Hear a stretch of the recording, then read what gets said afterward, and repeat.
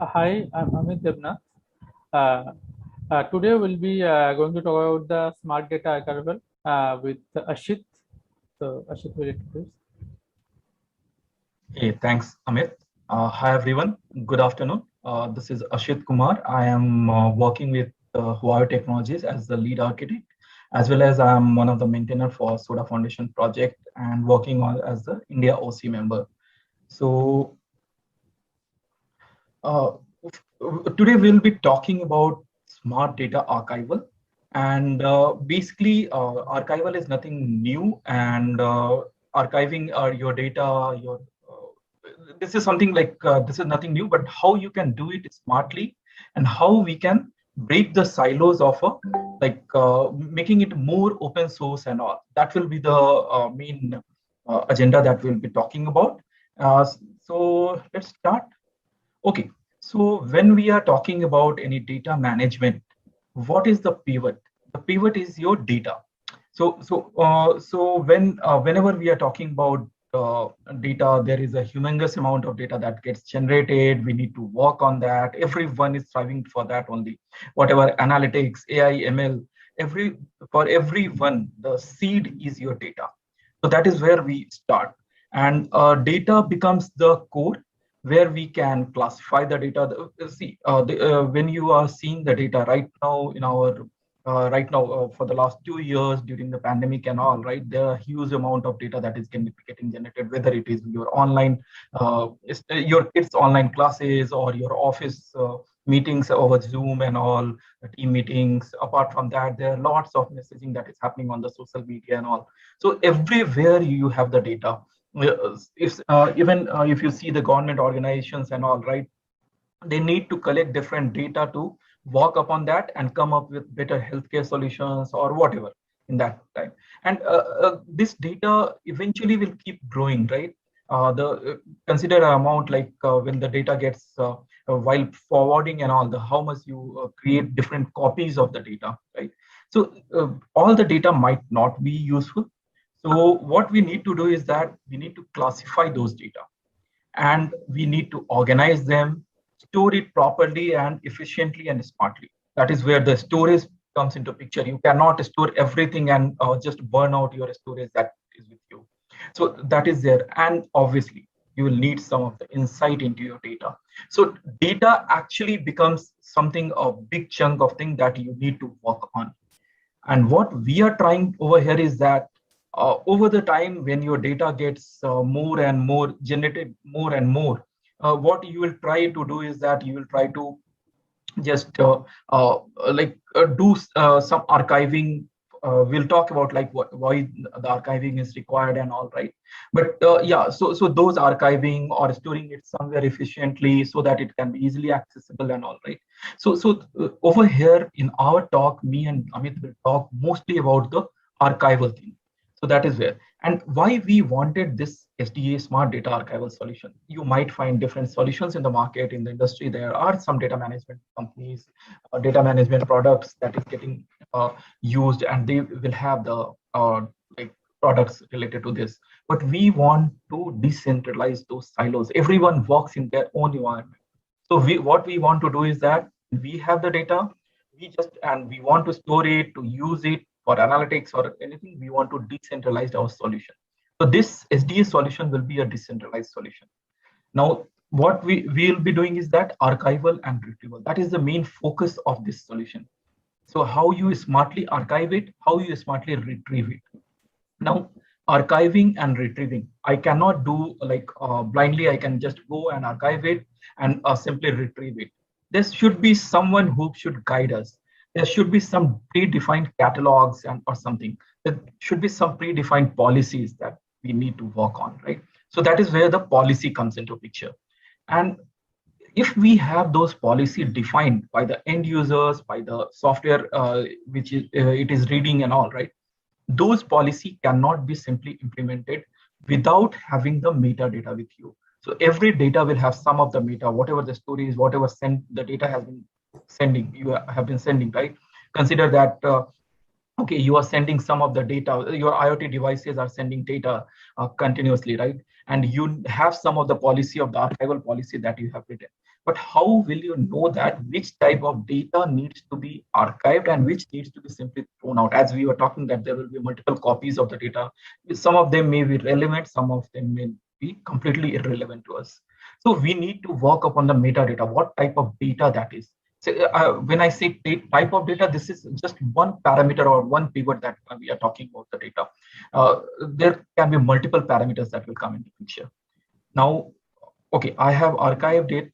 Suppose I have some of the say hospital data, the patient data that they are keeping, they are archiving it. But at the time when they want to retrieve it, say the patient comes after 6 months, right? They need to get that data.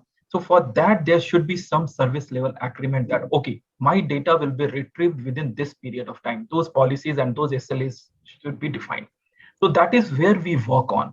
For this SDS solution, we consider all these aspects and then we try to create the solution. Now, over to you, Amit. You can talk about like how we are trying to make it more smart, the SDS solution. Yeah, over to you. Thanks, Ashwin. So this is this archival solution. Like it is not a like traditional normal archival solution. So we made it smart. So smart means so we have added some smart parameters like simple management. So this archival solution should be management should be simple. Like right now, the storage administrator should not have to be go through many screens and all to manage it. So it should be a simple dashboard where the storage management guys will be doing that. So and there is a mobility. So now the data right now the data are in the different places, different data centers, different data locations. So the goal is to like collect all the data from all different geographies, different types of data centers, different types of data, and so that the data moves through the all the layers. So that we have added, and it should be automated. So there should be some policies which the administrator can set, and then it will be on the based on the policy, it will be automatically archived to the next archive to the layer, storage layer. And so some might be manual, but some will be automated. So that automation we have added there. And it's a robust framework where we have all the latest technologies we have, and it is very like well defined policy and well defined framework is there, so that the data from one layer to another layer it goes very smoothly, and it should be tied. So tied means like in the standard data center policy, we have multiple tiers of data. So some data will be on the higher tier, then the less frequent data will be moved to the lower tier. So this tiering we have the tiering is also there in the industry, but we have implemented that in our solution so that the data can be seamlessly moved from one tier to another.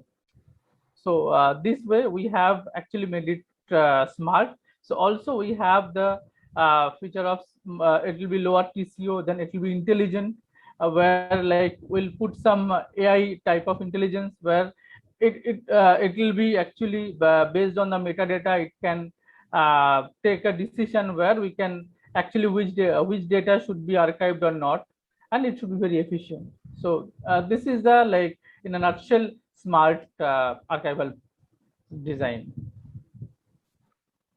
Okay, so Amit, you can talk about the use cases also, why we started this. Yeah, so now coming about the use cases. So the main use case is the data archival and retrieval. So once a data is not much required frequently, so that will be archived. And when the data is archived, so there is definitely need for retrieval. So any data when we are actually archiving it, so it should be archived and retrieved based on the need. So that is first use case. Then there is a GDPR and other compliance are there. So now this new compliance, they actually require your data to be archived after some time, and maybe based on some request, it has to be retrieved. So the GDPR and other compliances are one more use case. Yeah, and the LTR is the long-term retention. So that is actually in some cases we have to retain the data for long term. Like in the, let's say in case of finance, some data might have to retain like till 10 years, and based on that, when any agency comes, we have to actually retrieve from the maybe the archival systems. So those kind of use cases is very important for the archival purpose. Yeah, and the data access and storage optimization. So the for the edge storage and also data storage optimization is very important, because the edge like they cannot hold much data. So which data has to be optimized and which data should be there, those kind of things always comes into picture. So that that we have taken care. And the heterogeneous. So in nowadays actually the data are on different data centers. So it can be in on-premise, it can be cloud, it can be edge. So the data are now are not homogeneous. So we generally, nobody keeps data in a same homogeneous space. Let's say all data would be on premises or all data on cloud. So based on the data type and all metadata, so storage administrator tend to keep the data on different places. So our solution will actually target to cater all the types of heterogeneous data. So we can actually pull the data from on premises and put it to cloud, and the archival also, it can be on the tape drive, or it can be on the cloud, it can be on the on-premise. Based on the requirement of the administrator, we can actually we can cater all the heterogeneous data requirements. Yeah, and the collaborative solution. So nowadays the collaborative solution is very much required, because in the open source world and this world, so what happens, so we have developed one solution, so that if it is not collaborative, then the other people cannot use. And our actually the solution will be like collaboration with the SODA framework. So so it will be open source, and it will cater like all the, let's say we have a tape drive from a vendor, and a NAS solution from another vendor. So this solution should actually cater collaboration among all the solutions. Yeah, so these are the main use cases for the data archival. Yeah, so what yeah, so as we were talking about the collaborative solution, yeah, right? So it is very much required, because when you have a collaborative approach, you get more use cases from different mindset, different end users, different developers and all. And that also gives you more like platform for getting your solution being tested, being qualified on different platforms. As Amit was saying that, see, I might have the tape drive, right? But I may not have the optical disk, right? I may have access to one of the cloud, but I may not have access to another cloud. So a collaborative approach, we can qualify it more efficiently, as well as there will be more eyes looking into the solutions, and the more comments you will get, more feedback you will get. That will definitely help. That is where the collaborative solution, right, Amit? yeah. So we'll just okay. So now till now we have talked about like what is EA, what is the use case. We talked about like everything, why it was required, where the data is there, why it came into picture, why this idea of creating a SDA came into picture, right? So we had talked about like even Amit is from Wipro, and I'm from another company like Huawei, and we are working for the SODA Foundation.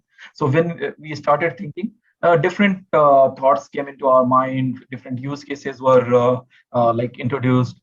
Now, after all this, we started thinking more over it. And that is where we started thinking collaboratively, in a collaborative approach, the design of this architecture. So I'll just go through the high level design that we were thinking of, we have thought of. So if you see SODA Smart Data Archival, the middle box that you have, it has different services. It will have different services. Right now, we are working towards it. So the catalog service we talked about, like there will be some catalog, there will be some policies defined, there will be some SLAs defined. So this SDA will work upon all this. Even Amit was talking about the tiered approach, right? So we may have a tiering, say, we can say that, okay, when you are archiving, for example, I'll just take an example of the cloud, like when you have archived or pushed something into the Glacier, right? So at that time, or you are archiving at that time, you can say that, okay, even though it is archived, when I am retrieving it, should be having a faster approach. So we tier those type of data, right? And even before archiving, also there may be some of the data which needs to be like okay. Just, again, talking about some of the clouds, like they may have hot, warm, cold, different tiers they will have, right? So we can move from hot to warm once the data is less frequently accessed, and even if it is accessed very rarely, we can archive it. So those type of tiering on the data happens. So Amit talked about that tiering and all, right? Even metadata is the key. We talked about metadata. Amit will cover more about the metadata, why metadata is the key. So this SDS solution will having different services. So again, in Soda Foundation, most all the projects mostly follow the microservice architecture. There will be some of the services like catalog surveys, tiering surveys, policies. We need to meet the SLAs and all. So this is Soda SDA will work on that. Now, if it is working, it should have some of the input, and that input or the seed is your data.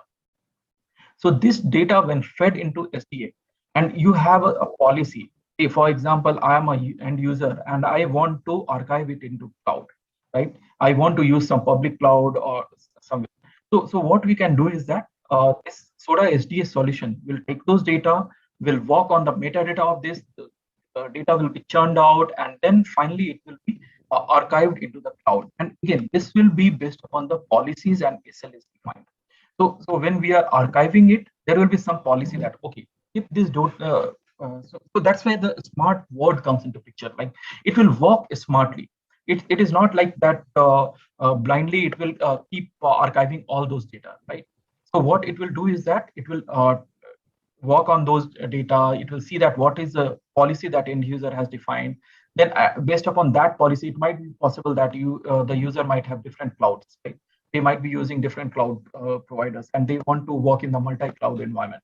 At that time, they may think that, okay, based upon the like reason or cost or different aspects, they can think of that some of the data should be moved to this cloud A, and some of the data should be moved to cloud B.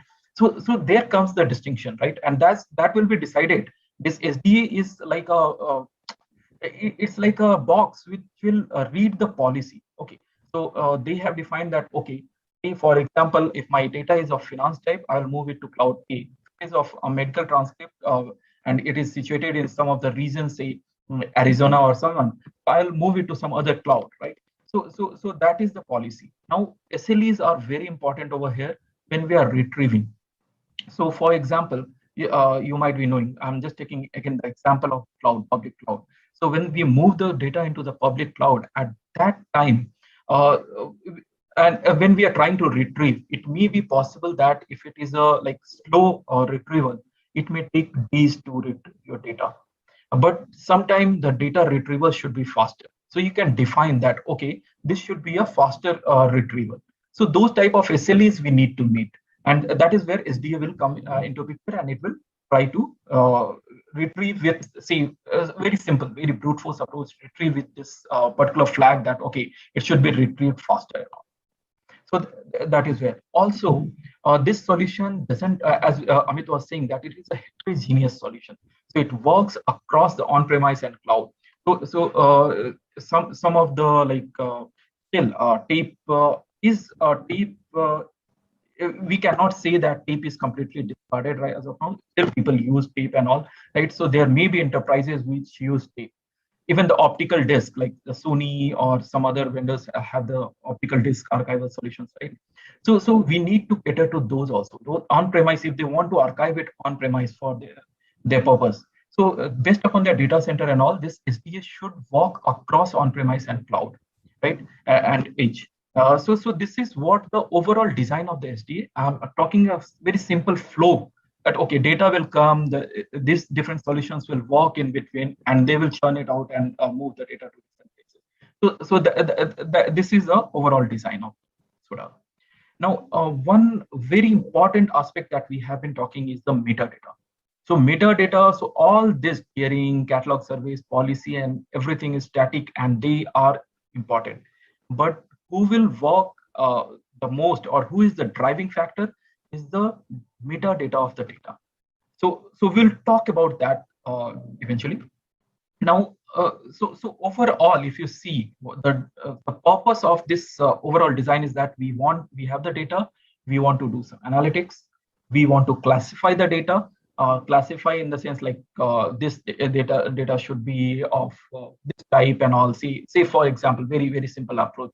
This is a financial data, or this is a data that has been generated by the automated cars and all. So we want to classify them, and we want to you can also think of that data is getting used for analytics. Now analytics I cannot do blindly on all the data, right? If I see a data which is really meaning for us, then only I can do the analytics on that. Then we want to manage the data. Manage the data is the whole life cycle of the data, right? So right from archival, retrieval, even the deletion and all, right? If someone wants to delete after, say, for example, I have met the different criteria, I want to delete it. So those management needs to be done. Mobility will definitely come into picture, because mobility is like from on-premises, you are moving to cloud, or from cloud to cloud, you are migrating the data, say, or you are replicating the data, cross-region replication you are doing and all. So those mobility comes into picture. We need to, this design should be compatible with to meet the compliance requirement also, right? So it's not like that the design should be resilient. Resilient is just one approach. So when we say that it should be compliance in the sense like I cannot delete it. If somehow it has been deleted by mistake, it should be resilient to retrieve it. Otherwise, there will be a big legal aspects and all. And access on the go. So for as Amit was talking about the edge use case, right? So when you have the edge use case, it should be like a faster access. Right? On the go, you need to access the data. Say a moving car, when it moves from region 1 to region 2, right? So region 1, it has archived it, but it should be immediately replicated to region 2. For example, I'm just taking an example, so that when it moves to region 2, it should not be due to the distance and all. It gets the access delay or the latency and all. So those things needs to be met with the design. So that is what basically we want to work with the data and create a holistic solution. And as we talked about metadata, I'll ask Amit to throw more light on why metadata is required. Yeah, thanks, Ashish. So in the archival solution, the main key is the metadata. So every file or any data we have, so it has a properties with it, right? So it's how big is the data, what type of the data, it's a video file or it's an audio file, or what kind of data, it's a financial data. So all kind of things are important for taking the decision of like, should we archive or not, and when we will archive. So the first part is to like interpret the data, metadata. So we'll collect, interpret the metadata, how and we classify it, what are the type of metadata, and based on that we'll have accumulated, and we'll have the policies around it. So the administrator will set the policy based on the metadata. So this metadata, if this is this kind of data, we'll archive it maybe after 1 year. So some data we might archive after 1 week also. So and like we'll archive. So those kind of things are based on mostly on the metadata. So and we'll take the decision on based on this. So the decision may be like there are two kind of things. One is like the administrator can make the decision and create a policy.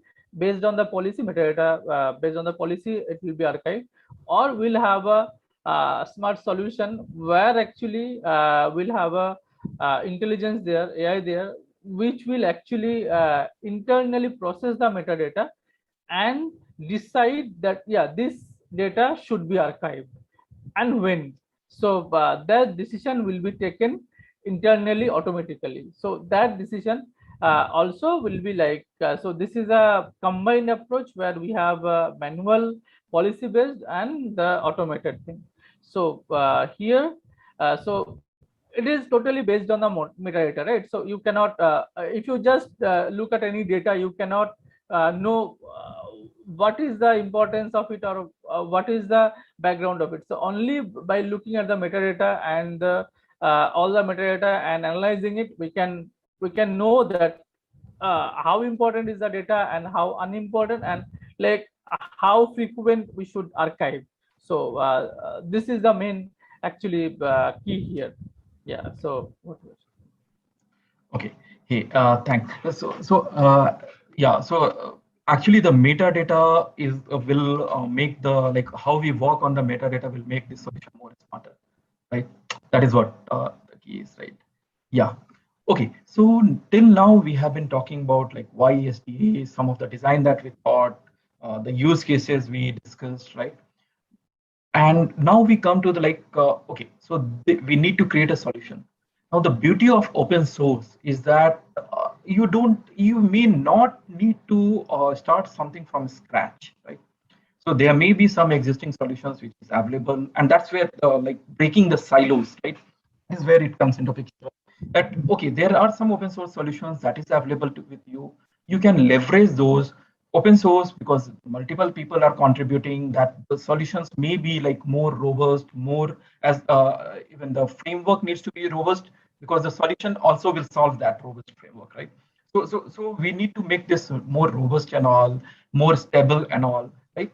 So that is where the beauty of open source is. And you can use different solutions, different projects might be there. And that is where even when we started thinking about it, Soda Foundation had different projects. So we thought that why not we leverage, and these solutions, some of these solutions are actively used by end users. And even now we work from our end user community, and we Soda Foundation has UAC, End User Advisory Committee, so who told us that okay, these are the different use cases. There are some of the users who are actively deploying in that environment, right? So we thought that okay, these are getting used, and this makes sense to leverage those existing projects. So I'll just touch upon like what is Soda Foundation. Soda Foundation is a like open source project under Linux Foundation, and it aims to foster an ecosystem of open source data management.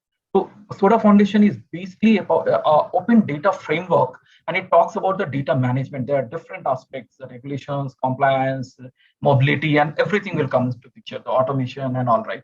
And uh, this is for data autonomy. And Soda Foundation also offers a neutral platform for cross-project collaboration. Okay, so one point over here is that Soda Foundation is nothing about like Soda Foundation will have projects. We have projects from different companies and all, right? So if you go, you can find the projects from IG that has been put into Soda Foundation. There are projects from different companies like Intel and all, even OpenEBS, MyData, LinStore. They are contributing over here their projects and all. They become the ecosystem projects and all. So it becomes a project which is like a old Soda project. There are cross projects collaboration and integration, and provides end users quality end-to-end solutions.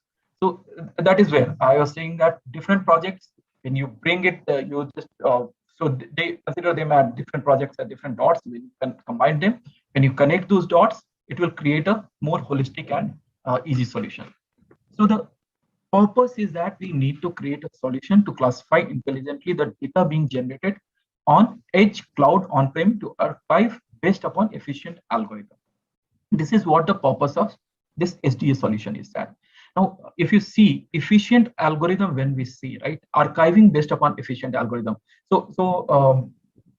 Amit was talking about metadata. We talked about different like pieces and all, right?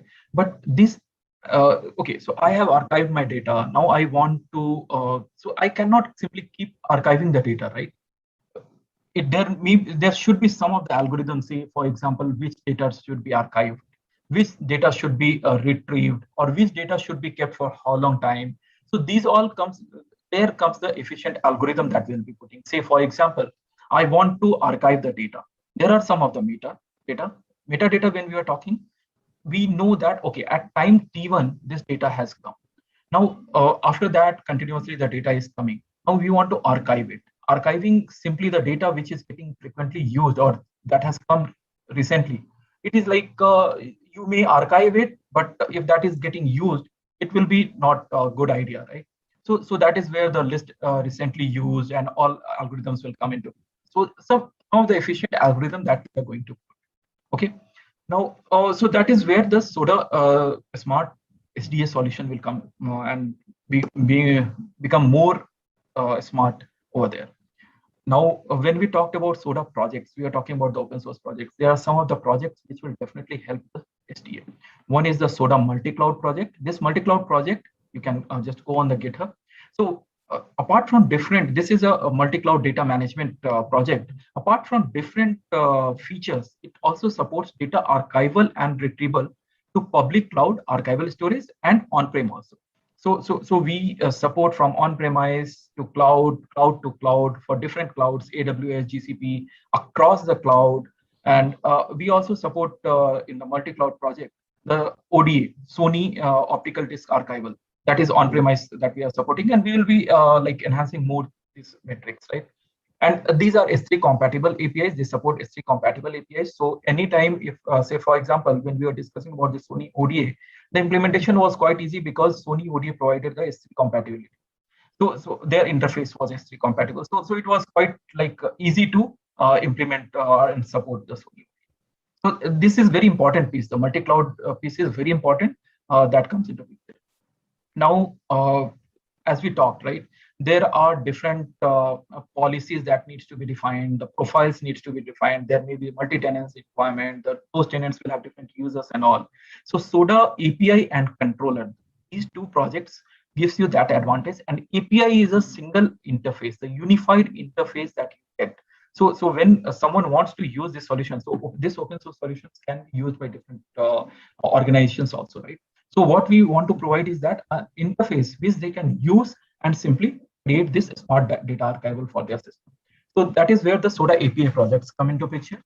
And also, when you are archiving and some on-premise data storage you have, at that time, SODA doc comes into picture. So what it does is that this SODA doc can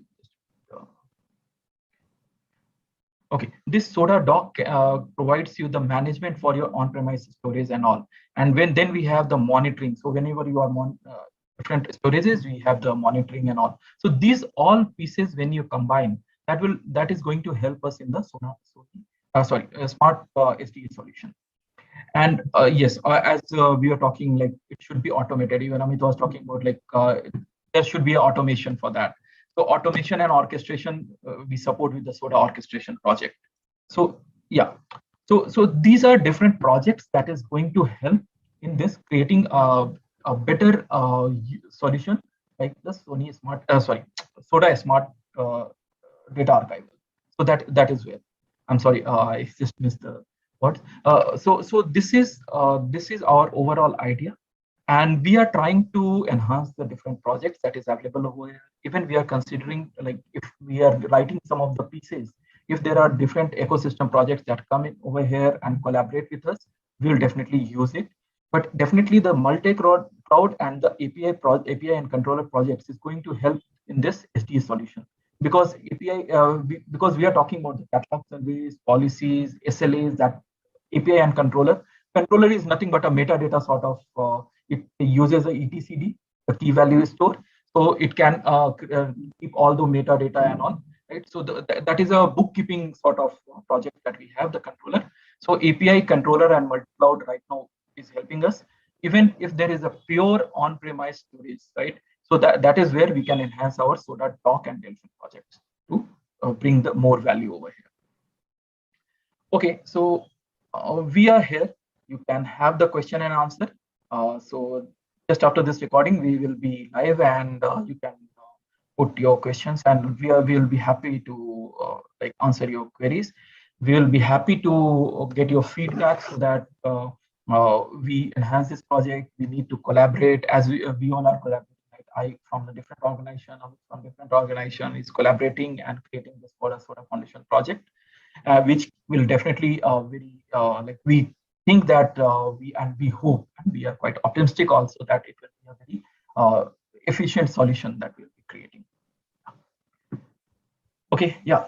So here are different links. So if you want to, as we said that you want to collaborate, you can just go to different projects. You can click on the GitHub. We are on Twitter. The first step, I'll suggest that let's you join Slack. We can discuss over there. We have different channels, even for smart data archival. Me and Amit are like discussing regularly on that channel. So you can connect to on that channel, and you can like also on our mailing list. Yeah, Amit, anything from your side? That's a good question. So basically, there is there are two parts of it: the regulation and the archival. Regulations are definitely there. There are regulations that is federated and that is governed, right? So every company or data management solution needs to follow that.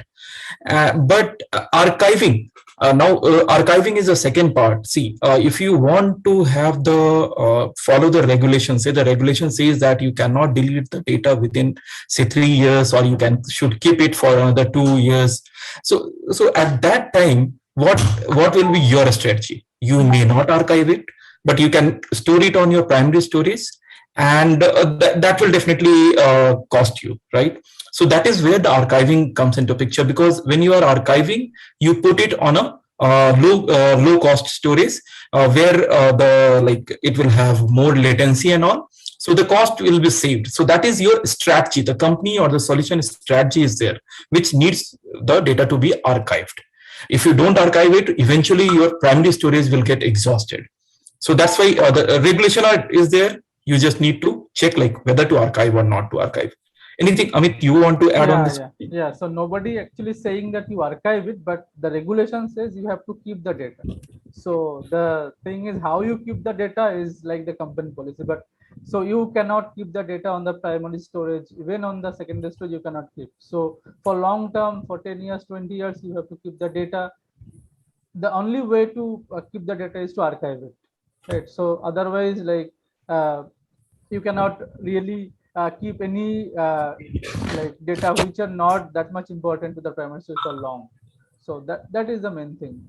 So even in the GDPR came in, and the India also, like there are a lot of regulations where the law enforcement agencies will come and ask for data for like nowadays there are a lot of things are going on that government needs this data, that data. So those data like the companies has to provide from somewhere, right? And definitely they'll be archiving it from the archive based on the request. They'll be retrieving it and provide it to you. So that will be definitely not on the primary storage.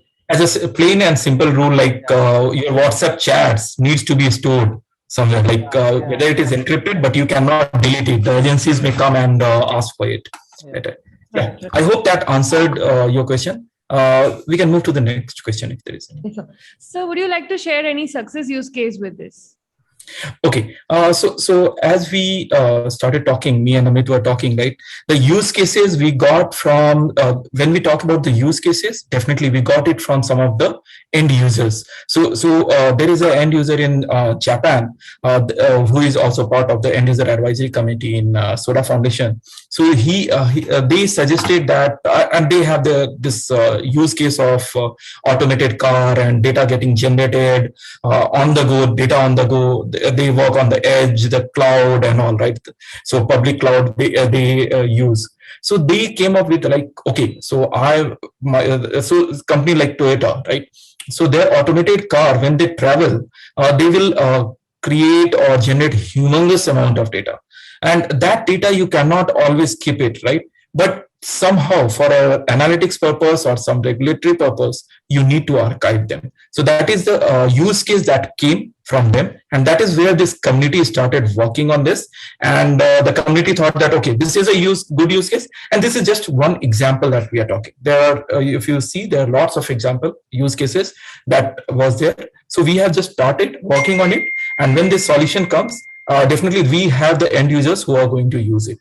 That's why we have collaborated. Amit, you want to add? Yeah. So I can say another use case, like so we have some customers. Those are like the 20th Century Fox, or those who actually create the movies and all. So you cannot imagine how much data they generate actually.